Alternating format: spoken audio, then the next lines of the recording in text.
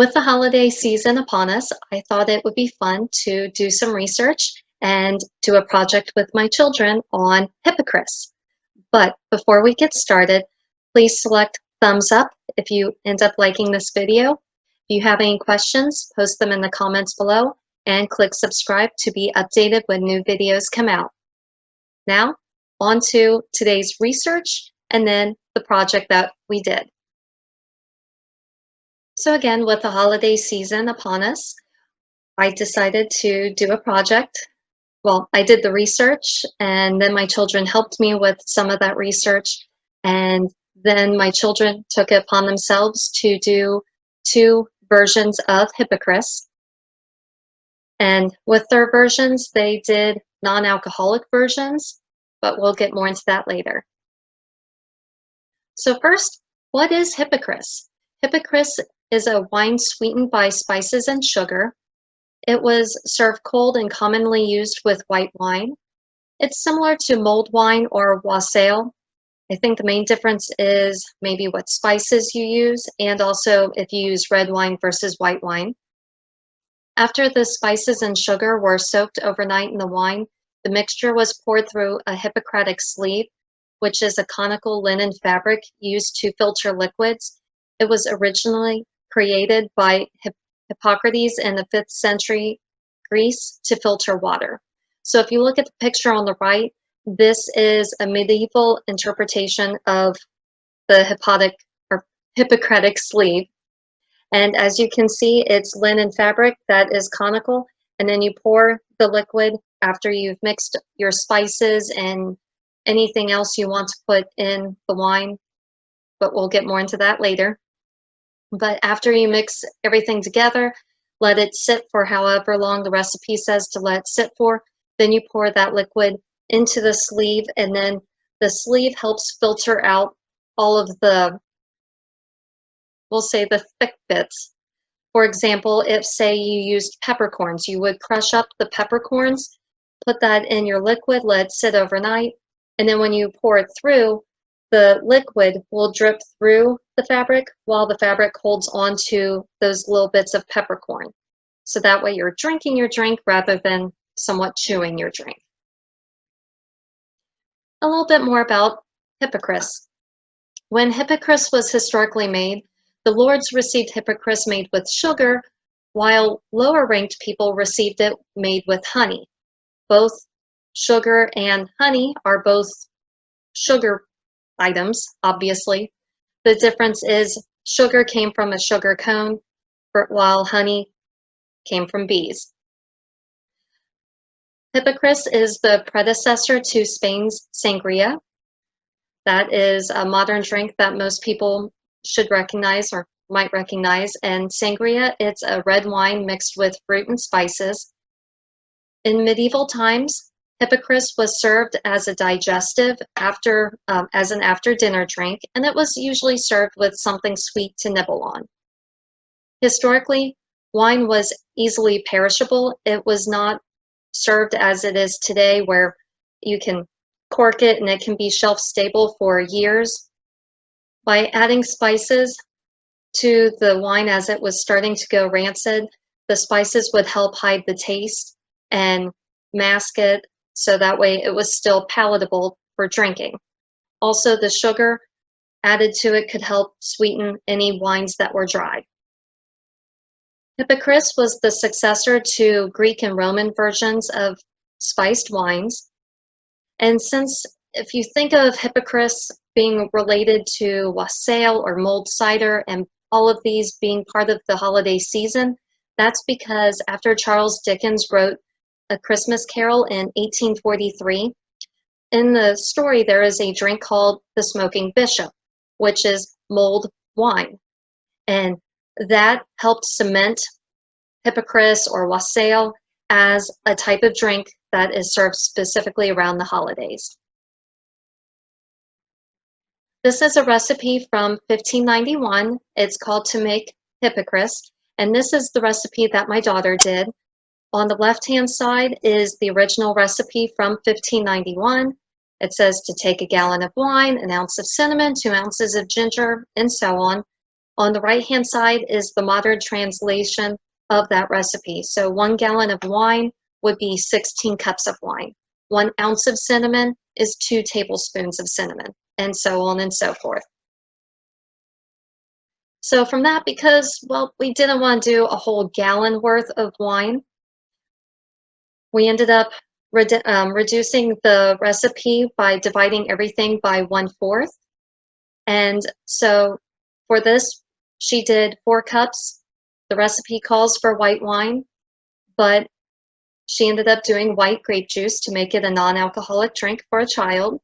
So 4 cups of white grape juice, 1½ teaspoons of cinnamon, 3 teaspoons of ginger, a ½ cup plus 1 tablespoon of sugar, and then 5 cloves, or you can do 1/4 plus 1/8 of a teaspoon of ground clove, and then 5 peppercorns. And later I will show you videos of her making this drink. On the right-hand side is the drink, and the cup is her cup that she taste tested, and on the far right is the picture of her drink after it was filtered through the linen fabric. This is to make Hippocras from 1596.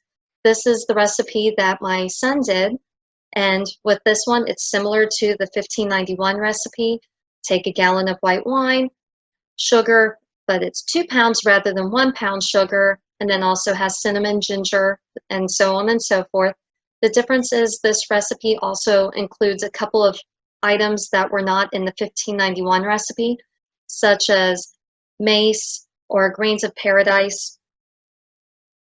But if you don't have grains of paradise, you can substitute black pepper, and also for the, and if I mispronounce this, I'm sorry, the Gallingall, you can substitute ginger for that.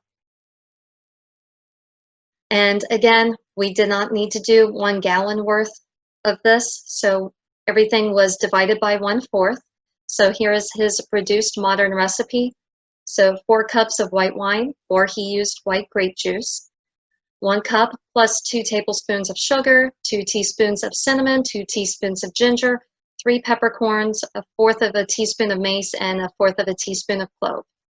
And then on the right-hand side is a picture of his final product. The liquid in the cup was his to taste test, and then everything else is in the growler. If you're interested in more historical recipes for Hippocras, on the left-hand side is a recipe from 1500. On the right-hand side is a recipe from 1390.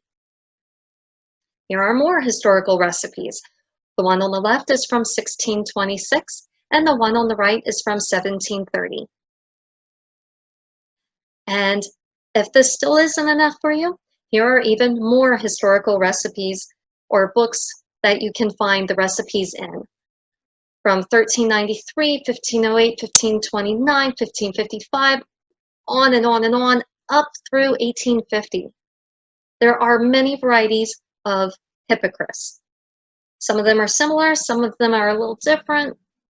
It just depends on what year and what recipe you'd like to go with. If you have questions or want to find out more information, here is where I got a lot of our information and more information. If you're looking for a fun project to do with your children, I'd say this is it. If your children enjoy baking or doing anything fun in the kitchen, think of this like a fun chemistry experiment. It's fun for them, and it's also educational. They get to learn a little bit more about the Hippocratic sleeve or who Hippocrates is. They can learn about the significance with Hippocras, with the Charles Dickens A Christmas Carol. So it's educational on multiple levels. And now on to watching my daughter and then my son making their Hippocras for the holiday season.